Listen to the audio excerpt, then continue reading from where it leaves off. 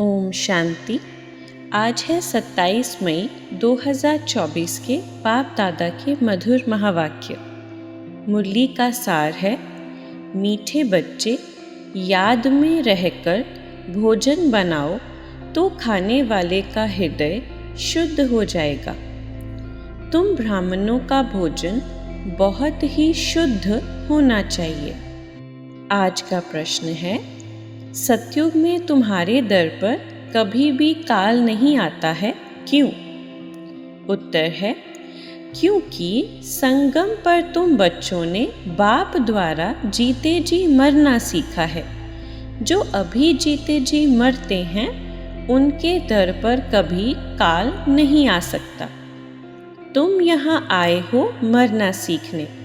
सतयुग है अमर लोक, वहाँ काल किसी को खाता नहीं। रावण राज्य है मृत्यु लोक, इसीलिए यहाँ सभी की अकाले मृत्यु होती रहती है। आज बाबा कहते, बच्चे प्रदर्शनी देखकर आते हैं तो बुद्धि में वही याद रहनी चाहिए। हम कैसे शूद्र थे, अब ब्राह्मण बने हैं, फिर देवता, सूर्यवंशी, चंद्रवंशी बनेंगे। कलयुग और सतयुग के बीच में अब यह है संगम युग, तो संगम युगी मॉडल बीच में हो। उसमें 15-20 सफेद पोश वाले बिठाना चाहिए तपस्या में। सूर्यवंशी दिखाते हैं तो चंद्रवंशी भी दिखाना पड़े। ऐसा बनाना है जो मनुष्य समझ जाए कि यही तपस्या कर ऐसा बनते हैं। साधारण तपस्या के और भविष्य राजाई पद के चित्र भी लगाने चाहिए। हम ब्रह्मा कुमार कुमारियां राजयोग सीखकर ये बनते हैं। सारा दिन ये नॉलेज बुद्धि में रहनी चाहिए, तब ही ज्ञान सागर के बच्चे तुम मास्टर ज्ञान सागर कहला सकते हो। आगे बाबा कहते, बुद्धि में सारा ज्ञान रहेगा तो बाबा की याद भी रहेगी, उन्नति को पाते रहेंगे। अगर सतो प्रधान नहीं बनेंगे तो फिर सतयुग में नहीं जाएंगे। इसीलिए अपने को याद की यात्रा में पक्का रखना है। तुम राजयोगी हो, तुमको बड़ी जटाएं हैं, महिमा सारी तुम माताओं की है।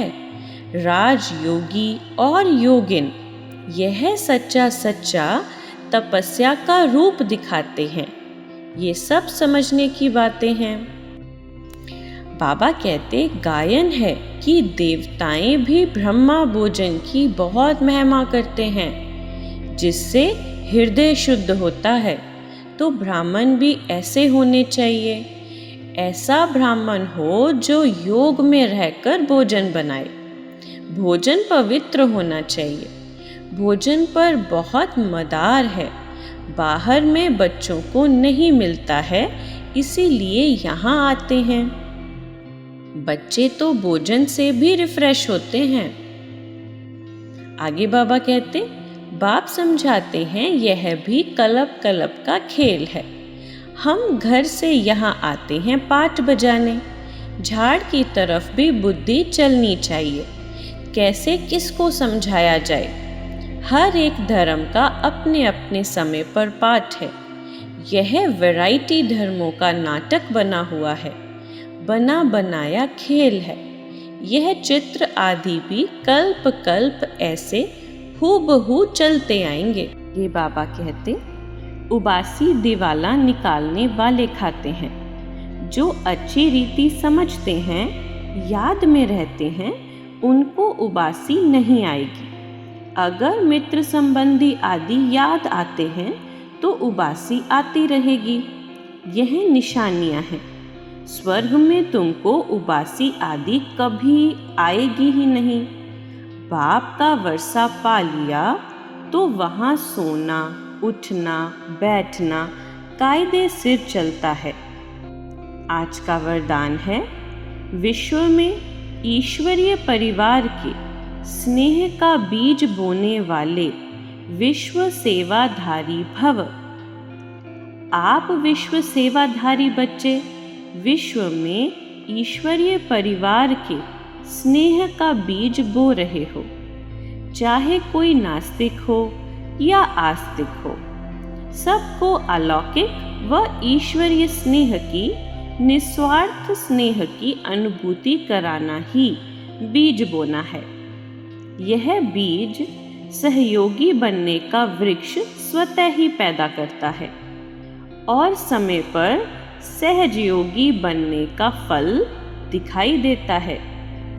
आज का स्लोगन है, भाग्य विधाता बाप को जानना, पहचानना और उनके डायरेक्ट बच्चे बन जाना, ये सबसे बड़ा भाग्य है।